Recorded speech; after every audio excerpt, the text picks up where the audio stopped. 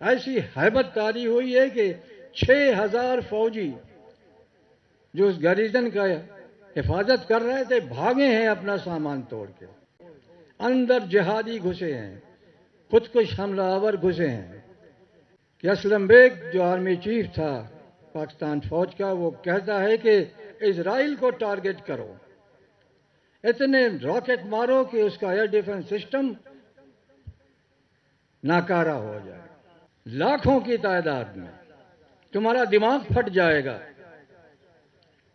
تم بھاگو گے، کہاں بھاگو گے، کدھر جاؤ گے، تمہارا کیا حشر بنے گا. میں نے کہا تمہارے اوپر. السلام علیکم ناظرین کرام، آپ کو مکمل ویڈیو دکھاتے ہیں. آج آپ کو تاریخ کی ایسی ویڈیو دکھائیں گے کہ آپ پوری زندگی نہیں بھولیں گے.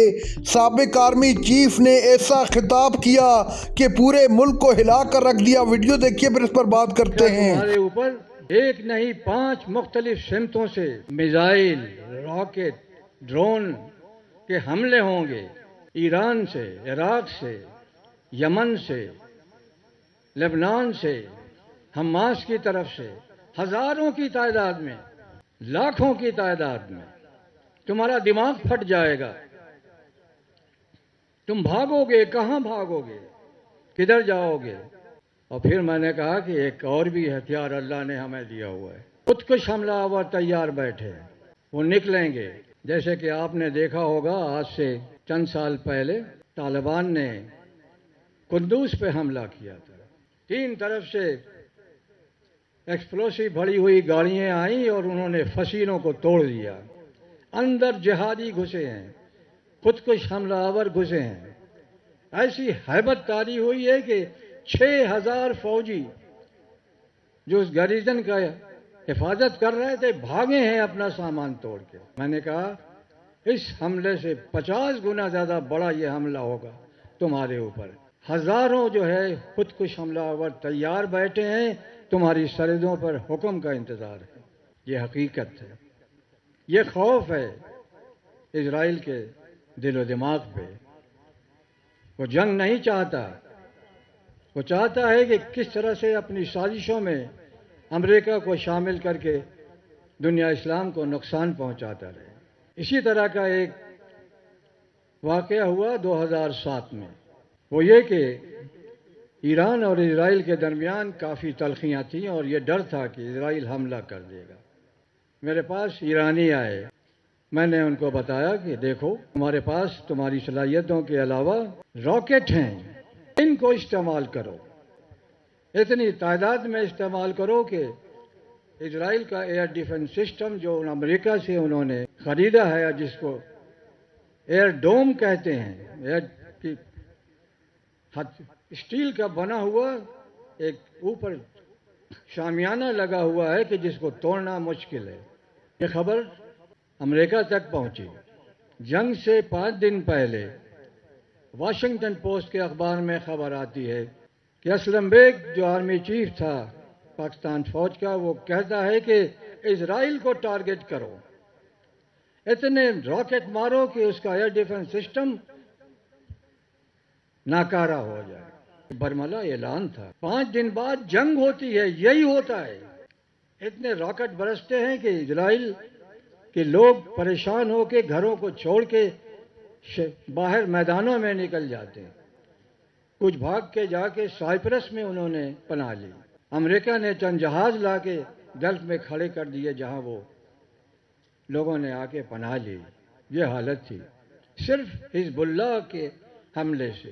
اور جب ناقابل برداشت ہو گیا تو اسرائیل کی حکومت نے فوج کو حکم دیا کہ اب نیچے آؤ، زمین پہ جہاں سے فائر ہو رہا ہے ان میزائل سائٹوں کو برباد کرو. زمین پہ اترے ہیں تو جوتے پڑ گئے، مار پڑ گئی، ہار گئے. پہلی شکست تھی اسرائیل کی مسلمانوں کے سامنے، بدترین شکست. وہ شکست اسرائیل کو یاد ہے. یہ خطرہ ہے آج اسرائیل کے وجود کو. میں بتا دینا چاہتا ہوں کہ اگر جنگ ہوتی ہے، جو حوصلہ نہیں ہے نہ امریکہ میں نہ اسرائیل میں کہ ہمارے خلاف جنگ کر سکے، اس لیے کہ ہم نے بتا دیا ہے کہ ہماری صلاحیت کیا ہے. اور اگر جنگ ہوتی ہے خلیج میں تو ایران کا، دنیا اسلام کا ٹارگٹ اسرائیل ہوگا، اس لیے کہ سارے فتنے کی جڑ اسرائیل ہے۔ آج ہمیں اللہ تعالیٰ سے یہ دعا کرنا ہے کہ یا اللہ، جو صلاحیت تو نے ہمیں دی ہے، ہماری وہ صلاحیت روز بروز آگے جاتی رہے، بڑھتی رہے، اور اللہ ہمیں توفیق دے کہ ہماری کمزوریوں کا جو نقصان اٹھایا ہے، جو فائدہ اٹھایا ہے ہمارے دشمنوں نے، ہمارے میں اتفاق نہیں ہے، ہم اپنی پالیسیز الگ الگ بناتے ہیں، ہماری کوئی ایک منفرد سوچ نہیں ہے۔ اور آپ نے دیکھا کہ انقلاب کے بعد امریکہ نے کس طرح سازش کے تحت ایران کو ایک خطرہ بنا کے سنی ممالک کے سامنے پیش کیا کہ ان کی سلامتی کو خطرہ ہے۔ بلینز آف ڈالر کے ہتھیار بیچے سنی ممالک کو، لیکن سب بیکار ہے۔ اس لیے آج یہ مجمع، یہ اجتماع اللہ تعالیٰ کی برکت سے آج قائم ہوا ہے کہ ہم اپنے اختلافات کو بھلا کے، ہم صرف اللہ اور رسول کے بتائے ہوئے احکامات پہ چل کے، اپنے تمام اختلافات کو بھلا کے ایک ہو کے دشمن کے مقابلے کے لیے تیار ہو جائے۔ اس لیے کہ یہ دشمن اکیلا نہیں ہے، پورا یورپین یونین اس کے ساتھ ہے، اور کچھ اور بھی لوگ ہیں جو ان کے ساتھ مل کر کے دنیا اسلام کے خلاف سازشوں میں لگے ہوئے ہیں۔ صرف ہم نے اپنے اختلافات کو بھلا کے، اپنے مفادات سے ذرا دور ہٹ کے یہ یقین کرنا ہے کہ ہمیں اللہ نے اتنی طاقت دی ہے کہ ہم آگے بڑھ کے اپنے دشمنوں کا مقابلہ کر سکیں۔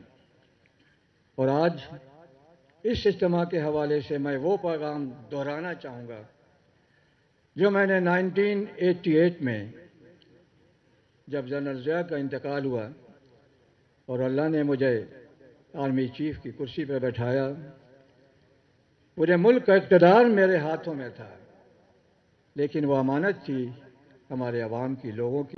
ناظرین کرام، آپ نے ویڈیو دیکھی۔ سابق آرمی چیف مرزا اسلم بیگ نے ایسی تقریر کی کہ پورے پاکستان کے دل جیت لیے۔ مرزا اسلم بیگ نے واضح الفاظ میں کہا کہ پاکستان ہماری سرزمین ہے، اور اس زمین کی خاطر، اس ملک کی خاطر، اس وطن کی خاطر ہم کسی بھی قربانی سے دریغ نہیں کریں گے۔